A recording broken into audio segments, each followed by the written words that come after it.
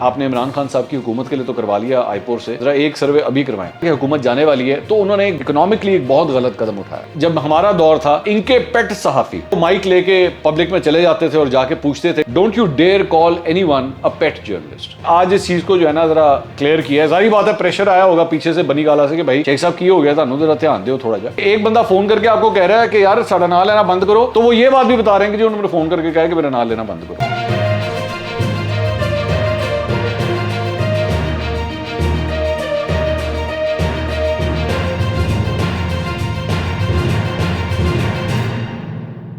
السلام علیکم ناظرین، میں ہوں منصور علی خان، اپنے یوٹیوب چینل کے اوپر آپ کو خوش آمدید کہوں گا۔ سب سے پہلے آپ سے درخواست کے چینل کو سبسکرائب کرنا مت بھولیے گا اور بیل آئیکن ضرور پریس کیجیے گا۔ ناظرین، مختلف خبریں ہیں جو آج آپ کے ساتھ اس ویلاگ کے اندر شیئر کریں گے۔ 6-7 ڈفرینٹ خبریں ہیں۔ ایک تو عمران خان صاحب نے آج ایک بڑا لمبا خطاب کیا اور اس کے اوپر بھی بات کرتا ہوں میں تھوڑی دیر میں، لیکن 3-4 اور چیزیں ہیں جو ذرا ڈسکس کرنے والی ہیں۔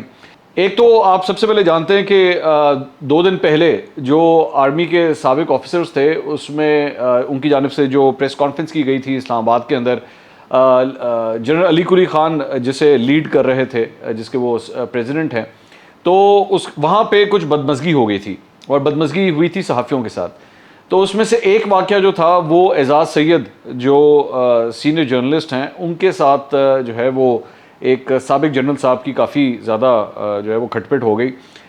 وہ جنرل صاحب کون ہے جی؟ وہ lieutenant general retired Asif Yasin Malik صاحب ہیں۔ اور جب بیسکلی ہوا یہ تھا کہ اعزاز سید صاحب ان کے پاس چند سوالات لے کر گئے تھے تو انہوں نے آگے سے ان کو یہاں تک کہہ دیا تھا کہ تم اپنے جنازے کی تیاری کرو، اور کافی غصے میں تھے اور وہ اعزاز سید سے بات بھی نہیں کرنا چاہ رہے تھے، اور غصے میں پھر اس کے بعد وہ وہاں سے آگے چلے گئے تو اعزاز سید پھر بھی ان سے سوال کرتے کرتے ان کے پیچھے آئے۔ بہرحال the whole thing went quite ugly۔ اب اس کے اوپر بڑی تنقید ہوئی کہ ایک سابق آفیسر کو اس طرح ریاکٹ نہیں کرنا چاہیے تھا اور یہ کوئی طریقہ نہیں تھا کسی صحافی سے اس طرح بات کرنے کا۔ جرنلسٹ کمیونٹی کی جانب سے بھی جو ہے کافی احتجاج کیا گیا اس بات کے اوپر کہ ناانصافی کی گئی ہے سابق جنرل صاحب کی جانب سے۔ تو اب غالباً ایک عدد ٹویٹ آیا ہے، میں غالباً اس لیے کہہ رہا ہوں کیونکہ میں ابھی بھی یہ مارجن چھوڑ رہا ہوں کہ یہ ان کا اوریجنل ٹویٹر اکاؤنٹ ہے یا نہیں ہے۔ یہ آپ اسکرین کے اوپر دیکھ رہے ہیں لیفٹیننٹ جنرل آصف یاسین ملک صاحب، انہوں نے آج ٹویٹ کیا ہے۔ میں ٹویٹ جو ہے وہ میں آپ کے سامنے پڑھ دیتا ہوں۔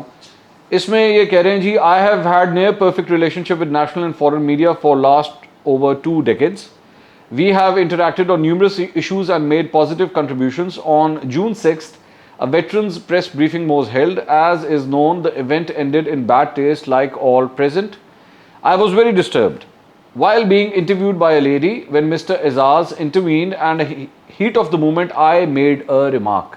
یہ وہی والا ریمارک وہ جو تم اپنے کفن کی تیاری جنازے کی تیاری کرو۔ Now after calming I regretted. مجھے افسوس ہے کہ میں نے جو الفاظ ادا کیے۔ I hope Mr. Aizaz would also understand. I am looking forward to a positive relationship with the entire journalist community. اچھا، اب اس کے اندر جو امپورٹنٹ چیز ہے وہ یہ ہے کہ ان کو افسوس ہوا کہ اس طرح کا واقعہ ہوا۔ یہ جو ایگزیکٹ الفاظ ہیں Now after calming I regretted، تو ان کو افسوس ہوا کہ یہ واقعہ ہوا ہے۔ معافی انہوں نے پھر بھی نہیں مانگی ہے، اپولوجائز انہوں نے پھر بھی نہیں کیا ہے۔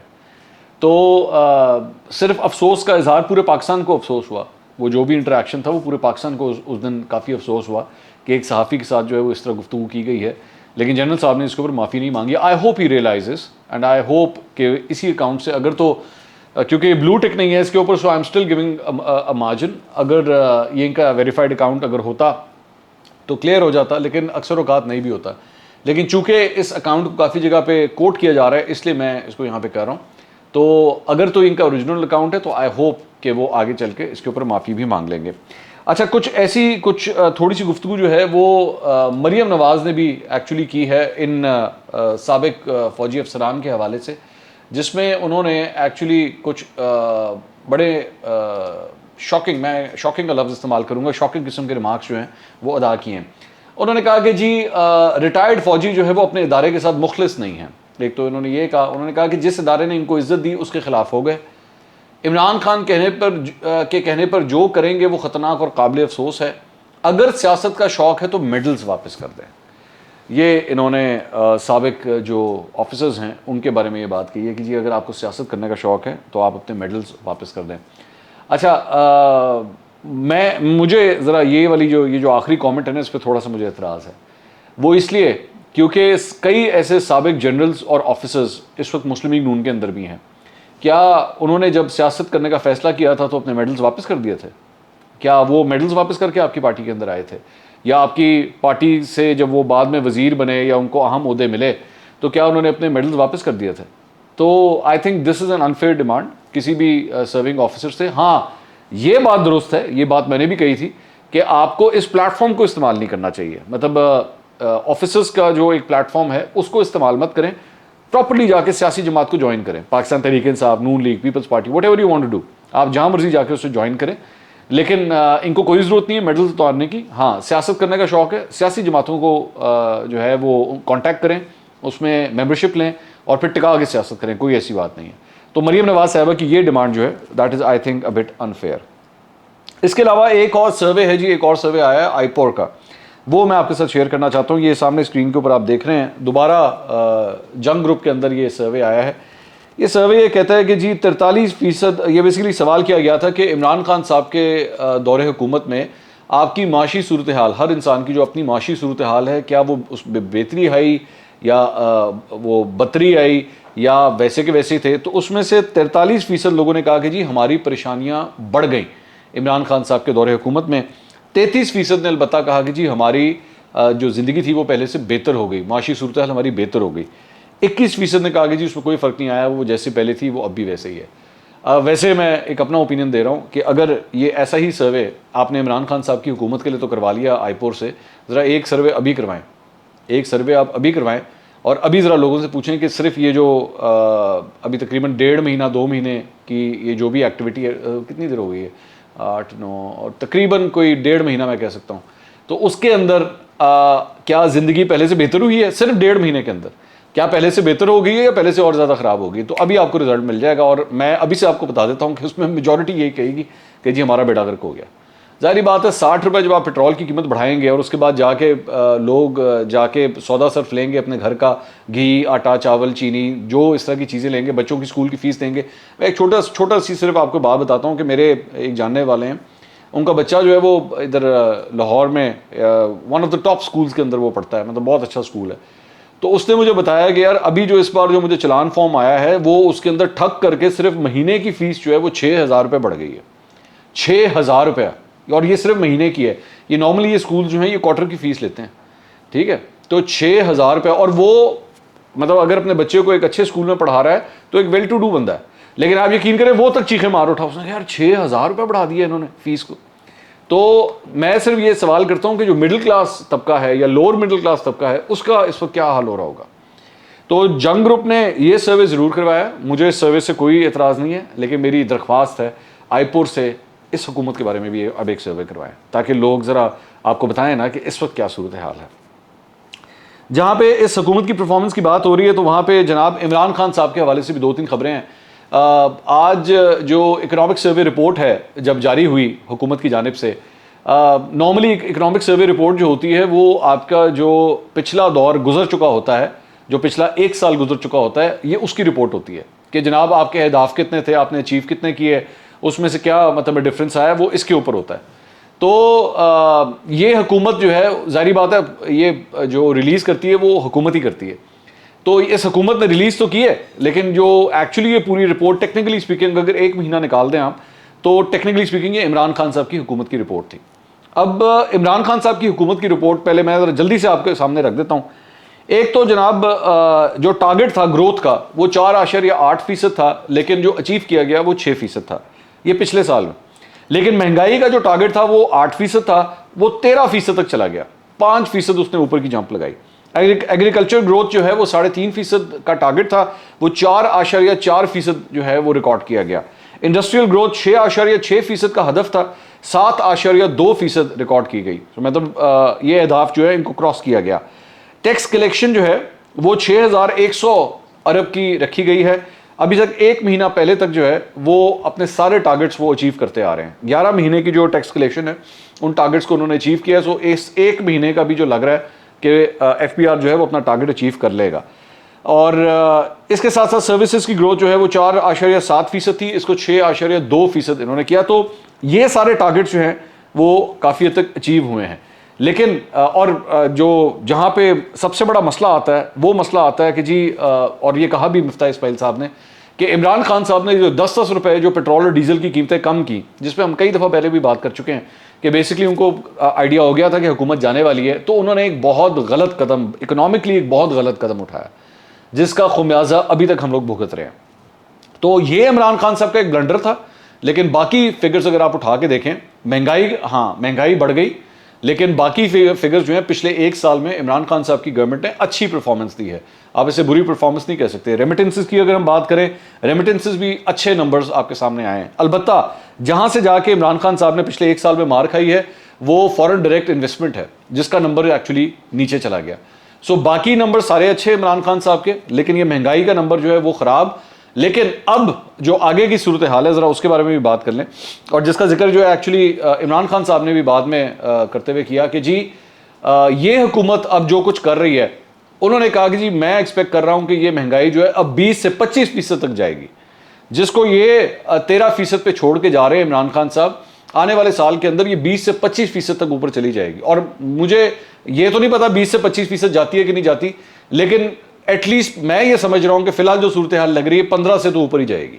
یہ جو نمبر چھوڑ کے گئے 13، اس سے اوپر ہی جائے گی، اور اس کی بہت بڑی وجہ یہ ہے کہ آپ نے آئی ایم ایف کے ساتھ جو ہے وہ اپنی کنڈیشنز جو ہیں وہ کمپلیٹ کی ہیں۔ اچھا، دوسری بات یہ، عمران خان صاحب جب اس کے بعد خطاب کر رہے تھے تو باقی تو انہوں نے ظاہری بات ہے اس گورنمنٹ کو سیاسی طور پہ بھی برا بھلا کہا، اور اکنامکلی بھی انہوں نے اپنے نمبرز بھی کہے کہ دیکھیں ہمارے نمبرز اتنے اچھے ہیں، یہ سب کچھ، وہ ساری باتیں تو انہوں نے کی۔